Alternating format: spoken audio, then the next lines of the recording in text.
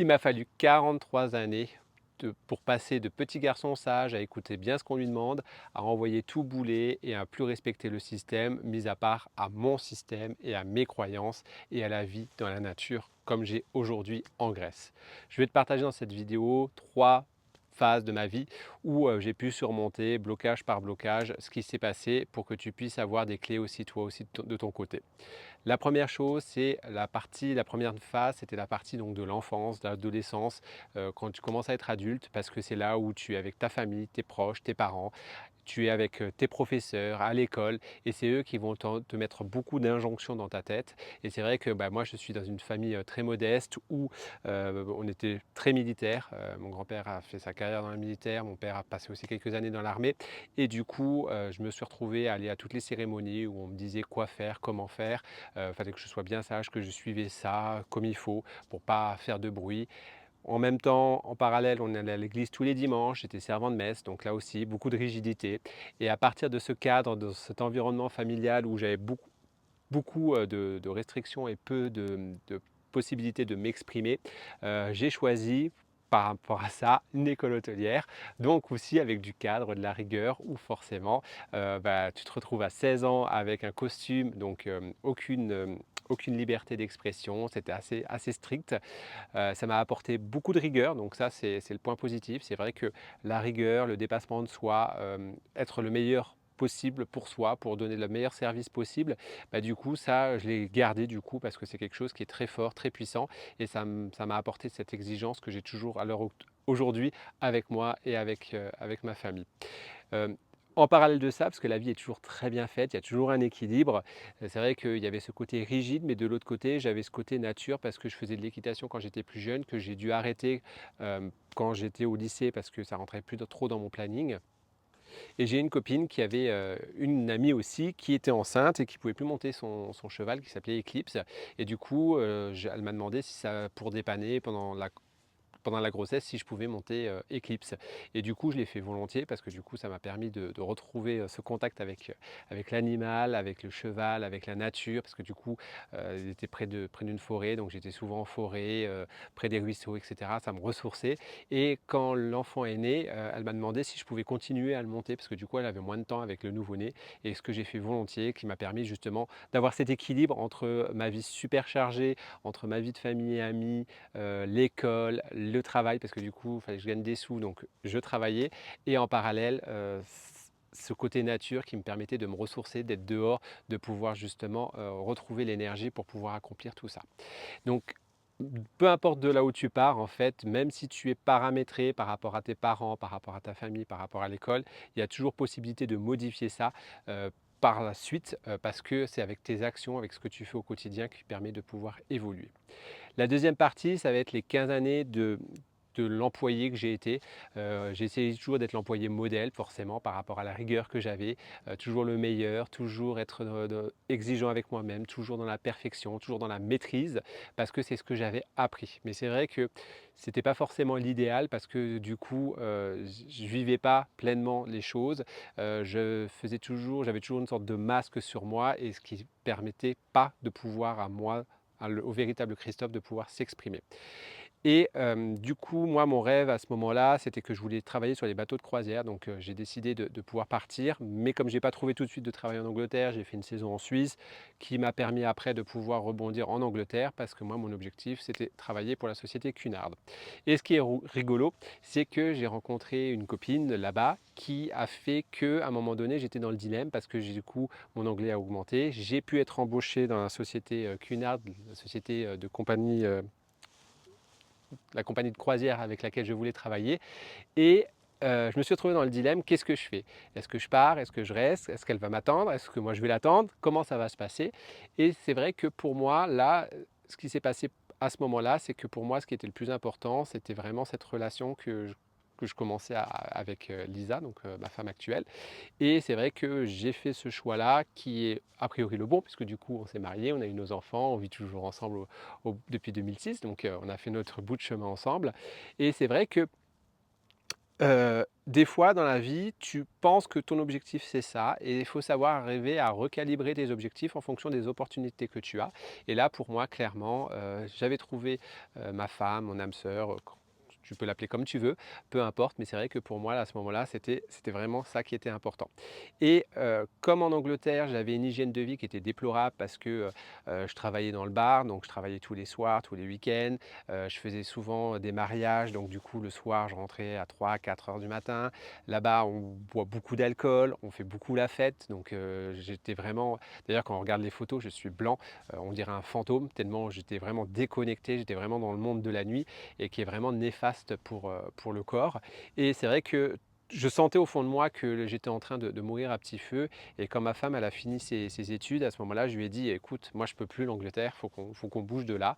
Et elle a été OK de me suivre, du coup, de rentrer en France, parce que la France, on peut la critiquer, mais c'est quand même un pays où on mange bien, où on a des infrastructures sympas et c'est un joli pays. Donc on a décidé de poser nos valises donc en Haute-Savoie. Et puis on a commencé nos carrières respectives où là on commençait à devenir des gestionnaires de tâches parce que bah, voilà, on avait nos CDI. Après on a construit notre maison, on s'est marié, on a construit notre maison, on a eu notre première fille, puis notre deuxième fils. Et puis on était devenus vraiment des machines à faire des choses. On était devenus, voilà, on vivait, on a des boulots qui sont assez prenants. Et c'est vrai que là, encore une fois, on s'est tué au fur et à mesure, mais quand on a eu nos enfants, il y avait quelque chose qui était quand même très fort, c'est qu'on était toujours connectés au fait qu'on voulait qu'ils se nourrissent bien, qu'ils aillent prendre l'air, qu'ils prennent l'air dehors.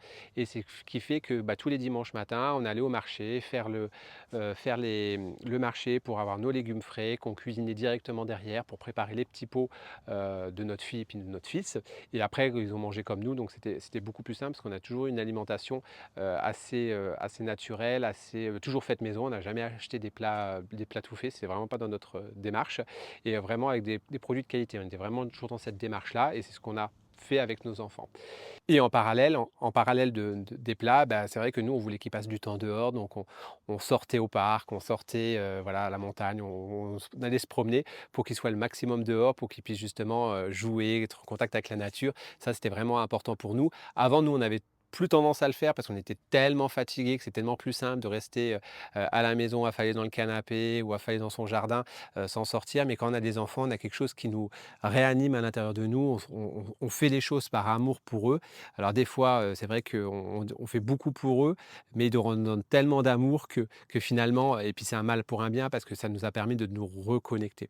Et ce que je veux dire dans cette deuxième étape, c'est que les choses arrivent, mais elles arrivent par action, par rapport à ce que toi tu fais pour toi. Et du moment où tu passes à l'action, quand tu sais ce que tu veux, bah, c'est forcément plus simple. Et dans la partie 3, c'était après le covid, c'est là où il y a une grosse, transformation physique et mentale, parce que, bah, en 2020, il y a eu le covid, donc coincé à la maison, gros réveil de ma part sur, dans quel monde on vit, concernant la santé, concernant, tout ce qui se passe dans l'environnement mondial. Et c'est vrai que là, je me suis dit: «Bon Christophe, qu'est-ce que tu fais? Tu as des enfants, qu'est-ce qu'on fait? Est-ce qu'on continue, on va voilà, on va un petit peu dans le mur». Là, il faut reprendre les choses en main et du coup, j'ai décidé de reprendre les choses en main en reprenant, l'alimentation en main, en plantant des choses dans le jardin beaucoup plus, donc des framboisiers, des arbres fruitiers, des choses comme ça. Et ce qui est vrai que c'était vraiment magnifique parce que quand tu plantes ça, bah, au début tu as rien, mais au fur et à mesure que ça grandit, les enfants, eux, ils voient aussi les fruits grandir, ils comprennent que le petit plant va devenir un plant de courgettes et après ils vont pouvoir cueillir des courgettes ou des tomates. Ils vont pouvoir, quand c'est le mois de juin, et que c'est l'époque des framboises, se régaler avec les framboises du jardin. Donc voilà, ça c'est des choses qui sont magnifiques, c'est vraiment beau à voir. Ça leur permet d'évoluer dans un environnement où c'est vraiment brut, c'est vraiment connecté à la terre et c'est vraiment génial. Et ça, je le regrette pas du tout. Et du coup, en parallèle de ça, j'ai repris aussi ma santé parce que ma santé, à l'époque, j'étais déjà pas trop, complément alimentaire, j'étais pas trop, allé chez le docteur, j'étais plutôt, le corps va se réparer par lui-même. J'étais un peu dans cette tendance-là, peut-être une utopie, hein, parce qu'en fonction de ce que tu as, forcément des fois avec un petit coup de pouce ça peut aider. Mais j'étais vraiment dans cette démarche où, vraiment nature brute, et pas trop produits chimiques, et tout ça. Et c'est vrai que là, j'ai pris conscience qu'en fait la santé ça se construit, c'est pas il y a pas une bonne chance d'être en bonne santé ou une mauvaise chance d'être en mauvaise santé, c'est qu'en fonction de comment tu vis, comment tu respires, donc ce que tu fais dans ta journée, en fonction de ce que tu manges, bah, ton corps réagit pas forcément pareil. Et c'est comme si à une voiture, tu mettais de l'essence à la place du diesel ou vice versa, la voiture va pas réagir pareil. Et ben là, c'est exactement pareil. Et donc c'est là où je me suis intéressé, à boire des jus de légumes pour me reminéraliser le corps et puis après au jeûne, où c'est là où j'ai eu une grosse perte de poids. J'ai perdu plus de ouais, quasiment 15 kilogrammes, en très peu de temps suite à un jeûne, après un jeûne sec. Donc c'est pas des conseils, hein, ce que je donne, hein, ça c'est mon expérience personnelle, hein, donc ne le faites pas, je vous conseille pas forcément de le faire si vous avez des problèmes de santé, mais voilà, ça c'est mon expérience, ça m'a permis de perdre 15 kilogrammes. J'ai dû changer tous mes pantalons parce que j'avais perdu, 2 tours de taille. C'était un truc, de malade parce que j'arrêtais pas de manger en plus à cette époque-là. Mais le corps, il est intelligent, c'est ça que j'ai compris, c'est que le corps emmagasine beaucoup d'énergie, il a une mémoire, dans les cellules qui fait que, quand il sait que tu es prêt, eh bah, il va actionner les leviers si toi tu lui donnes les clés aussi pour pouvoir le faire. Et donc après moi, c'était aussi la respiration parce que du coup, on respire toujours avec notre bout du nez et en faisant des grandes respirations. Je me suis aussi intéressé aux douches froides qui a permis pardon, que je calme mon mental, surtout à la période du covid où on est enfermé, pas enfermé, bah, ça a permis vraiment de pouvoir justement, rester cool, pas paniquer au moindre annonce et cetera. Donc c'est vrai que ça m'a permis de garder mon contrôle et je me souviens à la gamine quand à l'école, on lui a dit, qu'elle devait mettre, le masque, bah, nous, on n'était pas d'accord avec ça parce qu'à 6 ans, porter le masque, on ne comprenait pas trop l'intérêt, surtout que le masque, n'aidait en rien à la protection du covid et du coup, on a fait les démarches pour pouvoir, faire l'école à la maison. Donc voilà, on a pris un risque aussi, que, ma femme reste à la maison avec les enfants pour pouvoir justement s'occuper des enfants, les protéger, pour éviter qu'ils soient, maltraités à l'école, avec l'histoire du masque, avec toute cette peur et et mon fils, c'était pareil, c'était juste l'horreur, de rentrer avec toutes ces blouses blanches, ça fait pas du tout école, ça fait pas du tout pédagogique. Donc du coup, nous, on avait pris ce changement-là, très important. Et toute cette transformation, en fait, m'a permis de pouvoir prendre de plus en plus confiance en moi, de savoir de plus en plus vers quoi je voulais aller et qu'il n'y a pas de sauveur extérieur, il n'y a personne qui viendra me sauver, il n'y a personne qui va me dire quoi faire, comment faire. C'est juste moi, en me reconnectant à moi, en prenant soin de mon corps, en étant clair dans ma tête, qui ça me permet justement de savoir qu'est-ce que je dois faire, qu'est-ce que je ne dois pas faire, qu'est-ce qui est juste pour moi, qu'est-ce qui est juste pour mes enfants, pour ma femme, pour pouvoir justement aider tout mon environnement proche à prendre les meilleures décisions et puis aller de l'avant. Et au fur et à mesure que le temps passe, on arrive en 2024 où là, mon seau d'eau, on peut prendre l'image d'un seau d'eau qui est plein à ras-bord et tu continues à mettre de l'eau, ben, ça déborde. Et moi, j'en étais vraiment là où à un moment donné, j'étais là, j'en peux plus de cette vie, l'aller-retour au boulot, dans le trafic, parce que là où on habitait, il y avait tout le temps du trafic, il n'y a pas beaucoup de kilomètres, mais beaucoup de trafic, beaucoup de bouchons, l'école des enfants qu'on avait rescolarisés, qui était pas, on n'était pas forcément satisfait de cette éducation-là, de comment c'était fait. Et puis nous, on était là, on n'était finalement pas heureux dans le rush, dans l'agressivité aussi, parce qu'il y a forcément, quand il y a beaucoup de bouchons, bah, il y a beaucoup de nervosité, de je sais pas, c'est au niveau énergétique, il y a quelque chose qui jouait pas. Et moi, j'étais là, j'en peux plus en fait de cette vie-là. Et j'étais là, ben, nos enfants, ils ont une dizaine d'années. C'est maintenant ou sinon après, ce sera un peu plus compliqué pour pouvoir changer de vie. Et donc, on a discuté avec ma femme. Ma femme, au départ, était là, non, non, on bouge pas, on a la maison, parce qu'on avait construit la maison. Case à cocher, hein, maison, où tu construis une maison, c'est la maison de ta vie, tu bouges plus, tu l'as construit, tu pars quand tu es mort. Hein, ça, c'est voilà, c'est un petit peu les valeurs de ma grand-mère, de mes grands-parents. Et là, c'est vrai que là, c'était vrai qu'on change complètement de prisme, mais c'est possible. La seule barrière, c'est nous en fait. C'est nous qui nous mettons des injonctions des autres. Après, nous, si on n'est pas heureux, rien ne nous empêche de vendre notre maison. Donc, on a discuté, on était là, oui, mais on part où, quoi, etc.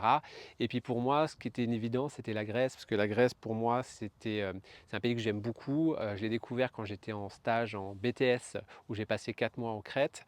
Et c'est vrai que je suis tombé amoureux de ce pays. Déjà, la météo, sauf en hiver, parce qu'il fait très très humide, hein, donc c'est très très compliqué, parce que l'humidité, les maisons ne sont pas isolées. Et s'il n'y a pas une petit poêle à bois là pour bien sécher la maison, ça peut être très désagréable cette humidité. Mais sinon, ouais, la météo, la nourriture, c'est très simple. Il n'y a pas de chichi. Alors en France, c'est sûr que c'est le pays de la gastronomie, donc c'est sûr que ça on mange pas du tout pareil, mais des produits bruts, denses, qui sont vraiment très intéressantes. Les gens sont beaucoup plus simples. Les choses prennent du temps ici. Là, on apprend à être patient. Quand on demande des informations, même des informations, on nous dit bon, on aura l'information le lendemain, mais le lendemain, tu l'as pas, tu l'as le lendemain ou le surlendemain. Donc, il faut être patient, c'est comme ça. Ça nous apprend justement à arrêter d'être dans le tout doux, là, le rapide, avec l'IA, c'est tout de suite, c'est instantané, il faut aller de plus en plus vite. Là, c'est on met le pied sur le frein, on ralentit, on prend le temps de choses et c'est quand même très agréable de revenir en fait à cette reconnexion à la Grèce, c'est le pays de la racine, hein. Ben là, on le sent bien, on s'ancre bien et ça fait du bien de pouvoir justement se reconnecter aux quatre éléments, à la mer, au soleil, au vent, donc à l'eau, hein. Euh, et à la terre, c'est vraiment très très agréable de pouvoir justement être reconnecté à tout ça. On se sent plus vivant. Pourtant, on a une vie qui est moins sûre qu'avant, moins sûre entre guillemets, parce que le salariat, ça peut s'arrêter du jour au lendemain, hein. Tout le monde peut se faire virer du jour au lendemain et du coup, tu te retrouves sans rien. Et si tu n'as pas, si t'as pas de plan B, bah, ça peut vite être compliqué aussi. Et c'est vrai que là, on vit dans une vie un petit peu plus incertaine. On ne sait pas exactement où est-ce qu'on va clairement. On ne sait pas si on va rester en Grèce toute notre vie, mais en tout cas, ce qui est sûr, c'est qu'aujourd'hui, on se sent bien et on sait qu'aujourd'hui, notre prison qu'on s'est créée, c'est ici. Et demain, on verra ce que ce sera. Mais c'est vrai que tant qu'on se sent bien ici, il n'y a pas de problème. En plus, c'est plutôt facile de venir ici parce que ça fait partie de l'Europe. Il n'y a pas besoin de visa ou d'autres choses. Donc ça, je pourrai faire d'autres vidéos si ça vous intéresse pour savoir un petit peu comment ça se passe. Et puis moi, la plus grosse fierté, c'est que effectivement, moi j'ai mis 43 ans à pouvoir déconstruire et à me permettre de vivre cette vie-là. Mais moi, ce qui est plus beau, c'est j'ai mes enfants là qui sont juste à côté. Et moi, ce qui m'émeut un petit peu, c'est que moi, j'ai peut-être mis 43 ans à pouvoir me défaire de tout ça, mais eux, ils sont juste à côté. Ça va faire partie de leur pré, prédisposition, comme je disais avant. Mes parents m'ont appris la rigueur, etc. Eux vont avoir l'ouverture, le fait que tout est possible. La seule barrière que c'est toi. C'est des barrières que toi, tu t'appliques à toi-même. Et ils vont pouvoir faire ce qu'ils veulent de leur vie. Et ça, c'est quelque chose qui est important pour moi de pouvoir justement vivre une vie qui est dense, une vie qui est pleine d'amour, qui est pleine de challenges. Ça ne sert à rien de rallonger une vie si au final, dans ta vie, tu n'as pas de vie en fait, tout simplement. La vie, elle est faite pour être vécue, c'est un jeu, c'est un terrain de jeu. Alors profitez-en pour vivre plutôt que subir et arrêtons avec toutes ces croyances qu'on se met dans la tête inutilement pour rien au final.